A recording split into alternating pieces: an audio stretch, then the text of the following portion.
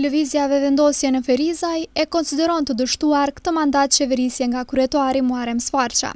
Në një intervistë për televizionin Tema, anëtari kryesisë të lëvizjes Vendosje në Ferizaj Alban Bajrami tha se kryetari Sfarqa premtoi shumë e realizoi siç tha pothuajse asgjë, duket se i kur fusha të ndryshme ku pushteti sipas Bajramit ka dështuar në përmbushjen e programit qeverisës. Vujtësia, një ndër fushat të cilat kryetari Sfarqa ka premtuar shumë, dikun ka premtuar subvencione prej 1 milion eurosh në vit, ku këtë vit në farforme edhe e ka vërtetuar që në vitin e fundit të qeverisës miratimi i buxhetit prej 268.000 eurosh subvencione tregon kjo orë që as për afër nuk ka arritë për mbush premtimin e dhënë. Zotri Sfarqa premtonte që do ta depolitizoj arsimin, për shkak se arsimi në Ferizaj vazhdimisht ka qenë i politizuar edhe nga ana e PDK-s më herët.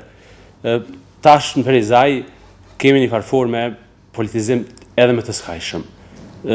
Rasti i fundit është asambleistja e LDK-s, Orta Tahiri, e cila vendoset drejtoreshe një shkolle, edhe si duket tashmë të qenit e antarës e asamblejës të LDK-s është bërë edhe përparësi profesionale për ta marrë një vend punës.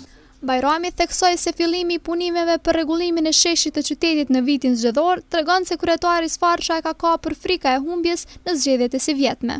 Si duket, edhe kryetarin e tanishëm e ka prek ajo mania e shesheve, ku edhe kryetarët e kaluam pak para humbjes kanë filluar me ndërtu sheshe, si një shaj që ata kanë qenë dikur kryetarët Ferizajit. Fakti që e ka sjell sheshin pa një diskutim me qytetarët, edhe pa një diskutim me bizneset aty përreth, unë që besoj që i ka dëmtuar jashtëzakonisht shumë.